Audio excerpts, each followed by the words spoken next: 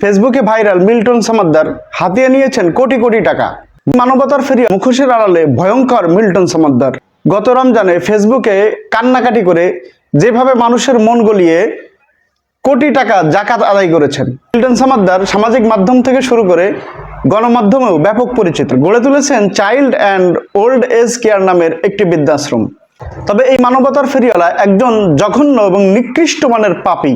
যেই প্রতিষ্ঠানের জন্য এত পরিচিতি, সেই আশ্রমকে ঘিরেই ভয়ঙ্কর জাল বিস্তার করেছেন। প্রকৃতপক্ষে যে কয়জনকে তিনি লালন পালন করেছেন, প্রচার করেছেন, তার কয়েক গুণ বেশি। মৃত্যুর সংখ্যা নিয়েও রয়েছে গড়মিল। সব থেকে ভয়ঙ্কর তথ্য হলো, লালন পালন করেন, তাদের কিডনি সহ বিভিন্ন অঙ্গ প্রত্যঙ্গ বিক্রি করে দেন। বিষয়টি ধরা পড়ে তার আশ্রমের পাশেই বাইতুস সালাম জামে মসজিদ। এই মসজিদ কর্তৃপক্ষই তার সামাজিক কর্মকাণ্ডে খুশি হয়ে তার আশ্রমের মরদেহগুলো ফ্রি গোসল করানোর ব্যবস্থা করেন। প্রায় প্রতিটি মরদেহেই বিভিন্ন স্থানে কাটাছেঁড়া দেখা যেত। এই বিষয় সম্পর্কে মসজিদ কর্তৃপক্ষ মিল্টন সমাদ্দারকে জিজ্ঞাসা করলে ওই মসজিদে লাশ পাঠানো বন্ধ করে দেয়। তার দেওয়া লাশের হিসাবেও রয়েছে গড়মিল। তার দেওয়া হিসাব অনুযায়ী মিরপুর রায়ের বাজার বুদ্ধিজীবী কবরস্থান ও আজিমপুর কবরস্থানে মোট 900 জন লাশকে দাফন করা হয়েছে। তবে খোঁজ নিয়ে জানা যায় আজমপুর কবরস্থানে কোনো লাশ দাফন করা হয়নি, আর রায়ের বাজার কবরস্থানে মাত্র 50টি লাশ দাফন করা হয়েছে। মানুষের মৌলিক অধিকারের 5টার একটি অন্যতম হচ্ছে চিকিৎসা সেবা।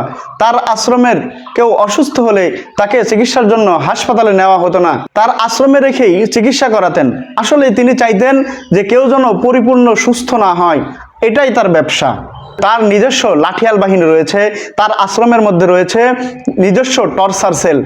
হত্যা, জমি দখল সহ বিভিন্ন অন্যায়ের সাথে সে জড়িত। তার ব্যক্তিগত জীবন নিয়েও রয়েছে ভয়ঙ্কর তথ্য।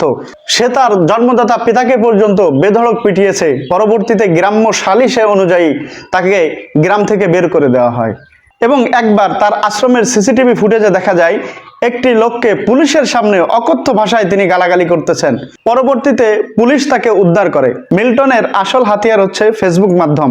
তার কয়েকটি পেজ রয়েছে এবং তার অনুসারীর সংখ্যা 16 মিলিয়ন এবং তার 16 জনের একটি আইটি টিম রয়েছে। তারা মিল্টনের বিভিন্ন মানবিক গল্পের নাটক বানিয়ে ফেসবুকে ছাড়াই ছিল তাদের কাজ। এই মানবিক ভিডিওগুলো দেখে দেশ বিদেশ থেকে প্রতি মাসে তার অ্যাকাউন্টে কোটি টাকা আসতো। এত টাকা তার আশ্রমে খরচ হয় কিনা এটা নিয়ে উঠেছে প্রশ্ন, কারণ তার আশ্রমে মাত্র 40 থেকে 50 জন লোক আছে। এত টাকা তো এই 40-50 জন লোকের পেছনে খরচ হয় না। তিনি শুধু তার আশ্রমের লোকের সাথেই প্রতারণা করেনি, করেছে দেশবাসীর সাথে।